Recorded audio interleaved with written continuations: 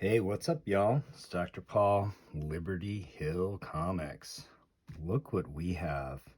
Superman number 9. It's published in, this states June 1940. Bi-monthly. This is a book that Noah sent to us. Those of you that have been watching the channel know that we just finished Startling Comics number 48 for Noah. That was late Golden Age, what I call the third period of the Golden Age. There was the pre-war period. There were the comics that were published during the World War II. And then there's the post-World War II era, some people also call the Atomic Age. This book is pre-war. So this is from that first period of the Golden Age. Really stunning books. It's just a pleasure to be able to hold, interact with, check out these pre-war books. They're just something else. So let's do a walkthrough and we'll do an assessment. We're going to start a new series with this book, and we always start with an assessment. What do we have? What are we starting off with? First thing you'll note is this cover has an awful lot of tape on it. It almost feels like it's laminated. There's so much tape. So this is all tape. This entire edge is tape. There's actually tape, overlapping tape right here. Tape all along the bottom edge. Tape all along the spine. You'll also notice that there's a lot of soiling in the cover. It's not clear at first glance if this is mold or just dirt. You'll note that there's a lot of dirt underneath the tape. If you get a good look at these staples, and we'll see them from the inside too, it's pretty clear these staples are not original to the book. They've been replaced, which is fine. When we get into the rest of the book, we'll see that this whole book has been wet before. So I believe some of these dark spots are actually probably mold. Another thing that you'll notice when we look at the exterior of the cover here is that there's some blotchiness in a lot of the inks. Again, it's been wet. There's some blurriness around the edges of the inks. Another indication that it's been wet. See this red from the edge of the Superman is run into the rest of the paper, into the yellow. See that we have blue up here. See that we also have blue here, here, in areas that should be white. The other thing to note here is that I think this tape is put on relatively recently. It's more modern tape. We don't have yellowing. We don't have the crazing of the carrier that we see with older tape. But one thing that I do want to point out is that the edge of the tape can create sort of a stress riser. Here's a great example of it. See where we have all this white paper fibers showing through right here? That's because the tape was relatively stiff, and it stiffened the area, so if it's handled, you know, it's not going to bend, crease, or crinkle here, but stress moves through the material and finds the first weakness, and this is what's called a stress riser in mechanics, and you get all of your creasing right here in one place. When we look at the interior of the cover, we see more tape, and this is potentially older tape. This looks like it had tape on it that's been torn off. You see this paper is actually thin, and it's missing the first layer of paper all along here. See example of, or evidence of, potentially similar here. If you open the book up, you'll see that there's actually tape on the interior all along here.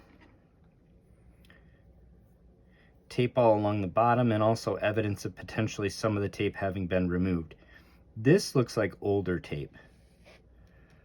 So there's potentially multiple tape jobs on this book. Another thing you'll note is we have this ink bleed through.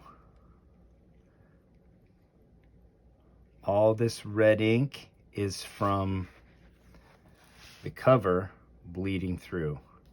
Those are like this cape. That's right there. It's a perfect imprint.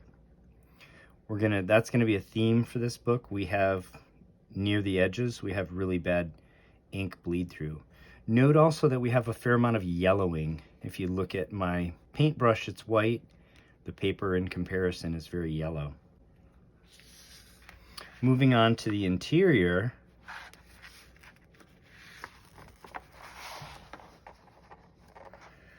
you'll notice more bleed through, blue here. This is still from the cover, so it's the blue from this, went through the paper and into the first wrap. So this is all blue from the cover. There's some red here from the cover.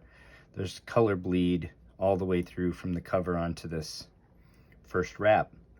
Note also a lot of damage to the paper, especially along the edge. We're missing material here, missing material here. These are, I think, very obviously mold stains. Like we talked about on the cover, it's not as obvious, but here I think it's very obvious. These are mold stains.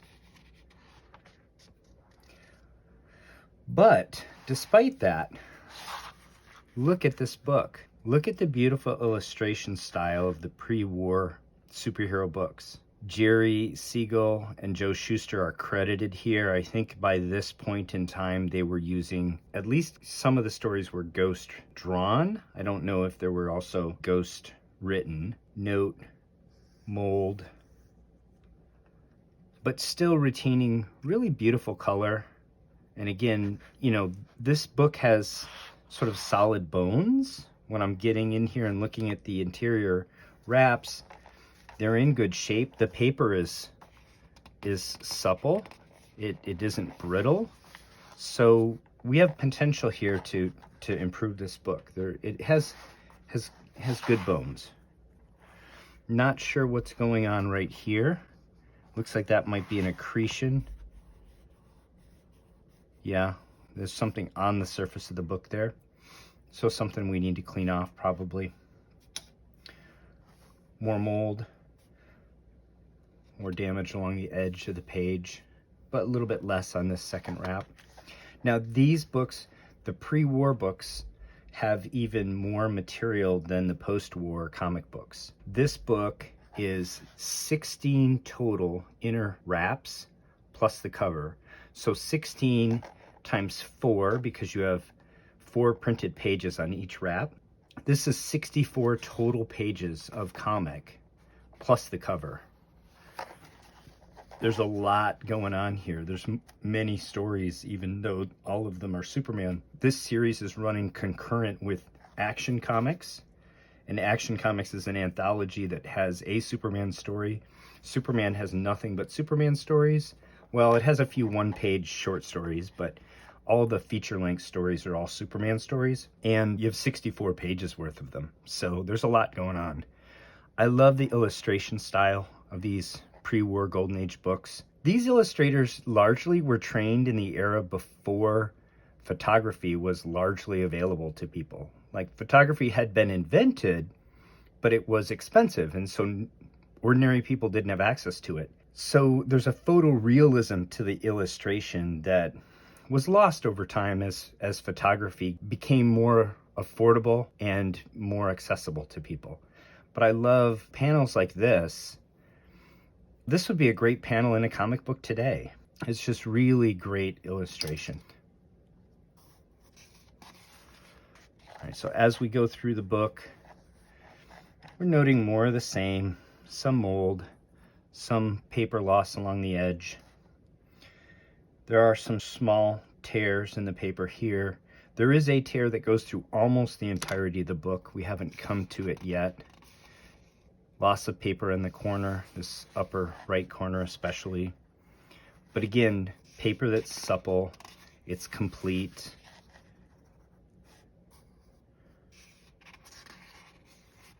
So there's a lot of potential in this book here. Here's a slightly longer tear. Here's a tear. I think this is the sort of the first page that it's on, maybe. Well, we'll see. There's a small tear here. There's a small tear here as well.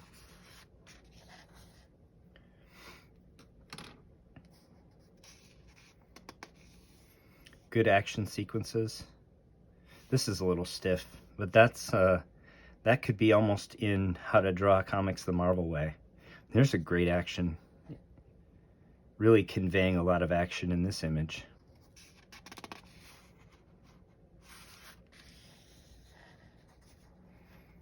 There's the end of that story. Here's that rip that goes through. Now, this is the sort of the first page as we're encountering this rip, but this goes through the rest of the book all the way to the back cover, and it gets worse as we go. Little bit of water damage to this page. A corner that was dog-eared, but someone straightened out.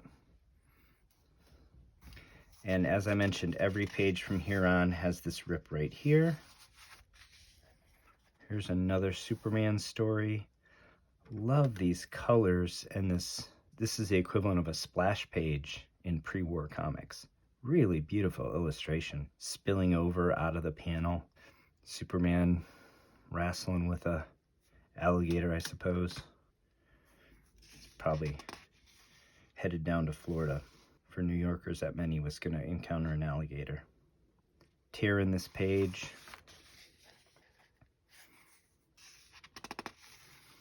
Tear in this page.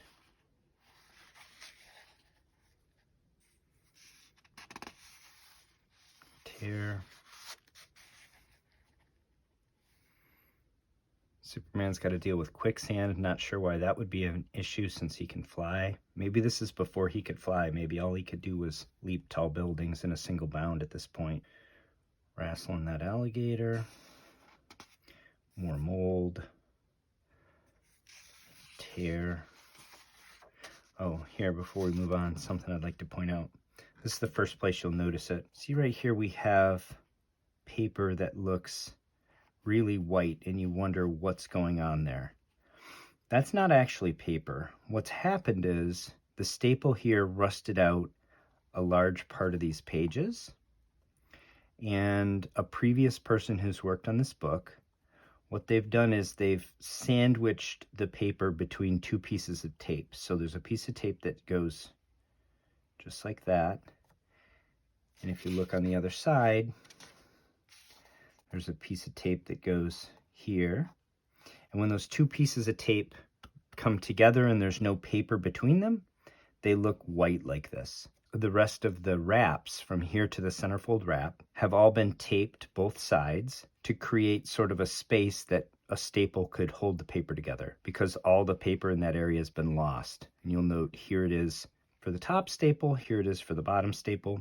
This appears to have been a more recent repair, and it does appear to have been done with some archival tape. You know, that tape is almost invisible. I don't think it's going to further deteriorate the paper. You have choices here in how to deal with this. One is you could just leave it alone. Another would be to potentially remove this tape and leaf cast that, or do some other sort of mend there. In this instance, and I've talked to Noah about it, I believe that it's probably in the best interest of the book to just leave it alone. I think this has been done with archival tape. It will not affect a grade if we decide to submit this to CGC, and I believe the paper's stable. It's not going anywhere, and it's a reasonable repair.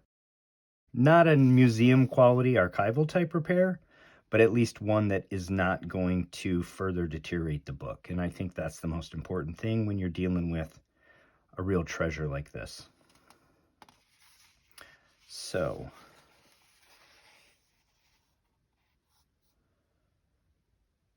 here's something interesting. This says 10th and Halsted, mag and newsstand. Frank Alterson, proprietor. Well, it says prop, but proprietor. So this is apparently something that this newsstand at the corner of 10th and Halsted, this was where the newsstand stood, and Frank Alterson, who was the proprietor, apparently had a stamp and would open all of the comics maybe to the middle somewhere and just stamp them. I think this is a great little piece of history, but it gives you some sense for where the book was first sold, and I think that's a great little piece of provenance. There is a bit of a transfer of ink onto the side. Not sure if that happened when the book was wet or if it happened right when Frank or one of his employees stamped it and then just folded it closed because they didn't care. This one wrap, I guess, is mounted a little bit funny in the book here. And it is split down here, which was not repaired. It might be something we want to deal with. We'll make a decision about that when we get there. It also has some more missing material up here and a rip right there, which again, we'll deal with. You can see that split spine here, about an inch. Yeah, just a little bit over an inch. And now we're at the centerfold. When you look at the centerfold of this book, you can see that this would have been the wrap that has the greatest amount of material lost due to acidic staple rusting breakdown. So it makes sense that this would have the largest area that looks like white like this. But also you can see the staples here. They're not really quite bent correctly like we expect to see the interior of a staple. They're really shiny. We know they've already been out of the book because we know all of these leaves have been taped front and back. Not all of them maybe, but at least the few center wraps. And so very confident these have been replaced staples. These are not original to the book. They seem reasonable. When we remove them, we will look at the diameter of the wire and the consistency. We'll make a decision if we want to reuse these or make more. I suppose it could also be an option to find vintage ones, but I don't think it would be warranted in this case. All right, more mold. Again, everything from this center wrap back, it's all ripped right here, and this rip will increase as we go. The bottoms of these pages are the ones that we saw earlier have a tear about an inch up. You see here more evidence of that tape that was done. This particular page has a rip right here. Actually, I suppose it has several. There's a tear right here, there's a tear right here, there's the tear here that's on all these pages in the back half of the book. Love how they illustrated Lois in these. Here's that tear. Apparently we're going to have that on multiple pages in the back half of the book.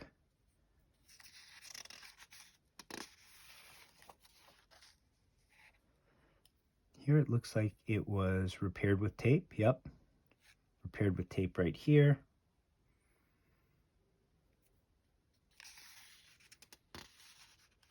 There's that tear.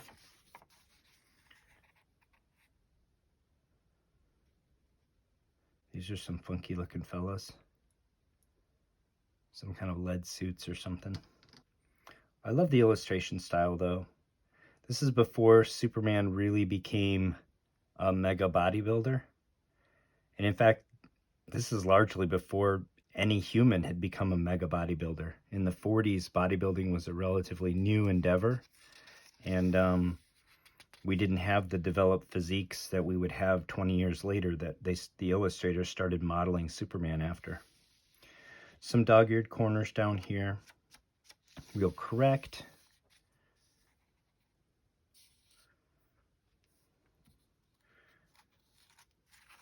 The tear. Well, it's great to see the old ads in these books. So here's an ad for Action Comics. As I mentioned before, it's an anthology, so each issue of Action has a Clip Carson story, a Three Aces story, a Black Pirate story, Zatara story, Tex Thompson, and then of course Superman, the lead. So it's just a house ad, not for a specific book. Zatara, of course, is Zatanna's dad. He goes missing, and Zatanna gets introduced in the Silver Age in an effort to go find him. That's her first adventure. Got the statement of ownership. I think this only ran in 1 issue each year. This being bi-monthly, there would have been 6 issues of this in the year, so that's interesting.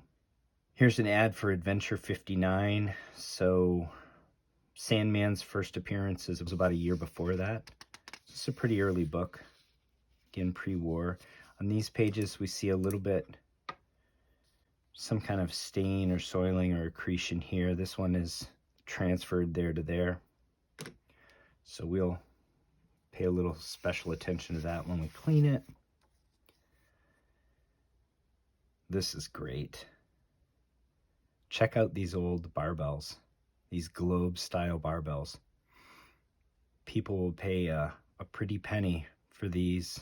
Collectors of old weightlifting implements will pay a pretty penny for those today. But in this era, this was essentially all that existed. They didn't have flat plate loaded barbells yet, or they certainly weren't widely distributed yet. Here's another great house ad. This is for Batman 4. Batman was published similarly to Superman at the time, whereas Batman was bi-monthly and might have even been quarterly. And, you know, Batman's adventures in Detective were in an anthology series. You also have this ad for the Superman radio show, all the different call signs for the different radio stations in the different cities, so you could tune in to Superman on the radio.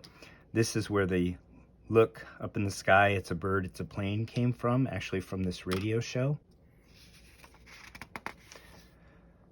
We have a little bit of a split up here.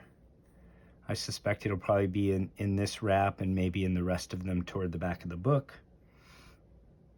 We still have that tear here, but again, as we look at the pages, they're really, you know, for an 80-year-old book, 80-plus-year-old book, we have nice paper. Can't complain about that. So this is a solid book with solid potential, and it just needs a bit of a facelift. And we just want to make sure that we preserve it for the future. Here's that tear, here's that tear.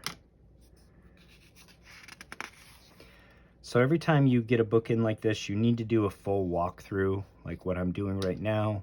Again, as I suspected, we have these pages are torn here at the spine from that one page where I pointed it out all the way to the back of the book. Note 2, Superman's chest shield really is not well defined yet in terms of exactly what it looks like.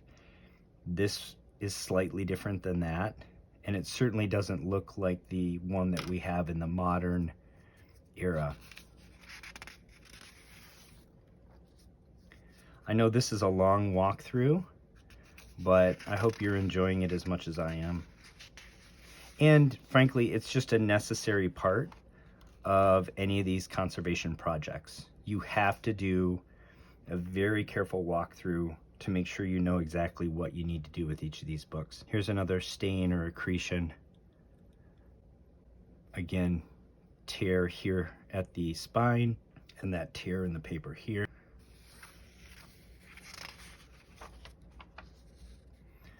We get to the back edge of the book where water had the most impact on it, and we start to see again this really intense bleed through of ink. I suspect this is through 2 pages from the back cover. And that centerfold tear has become an actual loss of a significant chunk of paper here. This is starting to look kind of like brittle paper right here, even though most of the book has been supple. This might have been part of the book that was exposed to more oxygen or more water or both. A little bit of a tear in the corner here, probably should be mended. And then here's the back half of the first wrap. What you'll note is that this has been taped. The entire spine of this first wrap has been taped. Again, we have really bad bleed, color bleed. What's interesting to me about this, and I see this, it's not as rare as you might think. So Red Rider here is bled through, but what's interesting is there's a somewhat intense red here, but it's actually much more intense here. And you would think that it would sort of be fading out as it goes, the ink is pulled down into the paper, it'd be sort of fading, but in fact, this is more intense than it is here. So, sort of interesting.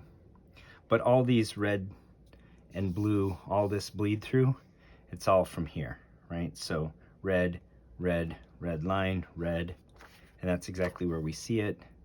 Money is bleeding through here in this area. Some of this blue may be from the other side of this page. Yeah, actually, there you go. So this red and this blue have bled from this direction this way, right? So there's the blue banner and there's the red from across the top of there. At any rate, we have tape all here. Another great house ad. How would you love to have these books? Adventure 59, All-American 23. Green Lantern's introduced in All-American 16, so this is maybe only his 7th appearance. Well, he was appearing in All-Star, and this is an ad for All-Star 4. So I guess not only his 7th appearance, but probably one of his first 10 appearances. More Fun is still starring the Spectre. Flash Comics is where it was another anthology, but you always got a Flash and a Hawkman story at least. Adventure had Hourman and Sandman at the time. So these pre-war DC books were just really incredible. They were really important books, all of them. Every one of them is an important key. All right, what do we have on this back cover? Again, it's been taped out to here. I do believe that this tape is essentially holding the book together. So if this is removed, something else will have to be done to hold the book together. You can see there's some paper here. There's a tag of paper that's been folded. And you see this fairly commonly. This Golden Age paper is much thicker than the paper we deal with in the Silver Age and later books. And you can actually see often where an entire layer of the paper has been peeled off, but the paper underneath is still sort of intact. So we should be able to sort of just mend that down. But what that tells me is when we try to remove this tape here, it's going to be very difficult to not remove layers of the paper with it. All of this paper up in here, to me, looks like it's just being held there by the tape, frankly. This does not look even attached. It looks like it's just loose pieces of paper hanging out here by the tape. You see there are tears here, and so when we remove this tape, we're going to have a lot of loose paper. We're going to have to put it back together somehow. There's a bad stain right here, but again, this paper is fairly supple. It's also not especially yellowed. Right, the inside here, I mean, this is not white, but it's not especially dark. That looks like an ink smudge, but it might be a stain. It might even be some mold, a mold stain. And then we see the back of the book. Here's that rip that goes through 2/3 or 3/4 of the entire book. It's been taped on the exterior here to hold it together on this cover. You see the tape that's on the spine on the exterior, and then you see the tape that's holding here. This again is what I was talking about, the stress riser. Right at the edge of that tape is where the paper is already torn, and we can see that if we remove that tape, this is just loose paper that's sitting here. If we can remove the tape but save this layer of paper, we may be able to mend it down with the rest of the paper and have a reasonable repair here. You'll note more of the same. Right here along the edge of the tape, there was a stress riser created, so there's a whole bunch of damage right on the edge of the tape. And when we remove the tape, we're going to have to take really extreme caution to try to retain as much of this paper as we can. You'll note here how dark this yellow is. This should be a bright yellow like here. Look how dark it is. This is really soiled in this area, or stained, but looks like general sort of soiling from handling. This is where kids put their grubby mitts on the spine of the book and carried it around. Here's the back part of that stain that we saw from the inside of this back cover. the Versa, it's actually worse. And that stain transfers a bit to this page as well. All right, so now we've done a complete walkthrough of the book. I have, prior to this video, discussed it with Noah. Here's something else to point out. Along this edge, we see all these little black spots, probably mold stains. We'll see what we can do about that as well. You note there's a little bit of a maybe spine roll, or maybe just when this paper was reassembled, it was reassembled just a little bit off, and it doesn't fold really quite as nicely as we would like. We'll see if we can improve that a bit as we work on the book. So, what needs to happen with this book? Well, the biggest thing is Noah just wants this to present better, especially when we look at this cover. Again, it looks almost like it's been laminated, right? And you'll note that the paper wants to move with humidity. Tape doesn't. So you'll note that the tape has actually created these crinkles and actually pulled the page up, right? And so we want this to sit flat. It's all wrinkled here. I don't know if I can change the light to make it a bit more incident. You can see how bad it is, right? So one of the goals for the conservation is to just make this present a lot better and make it something that will be around for another 80 years. So what we want to do is remove this tape first and foremost, and this is the biggest part of the job. So how will we do that? The staples have to come out. Obviously, we have to separate all the leaves. Each of the wraps needs to be cleaned and mended. The cover needs all this tape removed. What we're going to do is remove all this tape. We're going to wash. Well, even before that, we're going to dry clean the book. Because as I mentioned before, the first thing you have to do is you have to start with a dry cleaning, because the solvents, all they do is allow this material to move around. It's just as likely to move down into the paper as it is to move out of the paper. So you don't want to just solubilize filth and let it go down into your paper. What you want to do is dry clean first to remove any surface soiling. Then we'll put this in a solvent bath. That'll be the first of probably multiple stages of wet cleaning. The solvent bath will allow us to remove the tape, what's known as the carrier, this plastic backing, but it's not going to remove 100% of the adhesive. Then we'll put it into probably a different solvent, and we'll have to remove all of the adhesive, all these areas. This is going to be very tedious. We're going to be doing everything we can to preserve as much paper as possible. There's going to be some paper loss. It's going to, frankly, there's already been paper loss, right? We already know there's chunks gone like this. We already know, as we saw on the back, that there's entire parts of the book where the paper's already gone. It's been fully detached and it's just being held in place by the tape. So we're going to have some chunks when we do that. It's inevitable. There already are chunks. It's not like we're going to rip it removing this tape. Those chunks are already loose. They're just being held in place now. Once we remove the tape, there will be nothing holding them in place. We'll need to do something to reaffirm them. So what we'll be doing is mending with Japanese paper all of these areas once we remove all of the tape.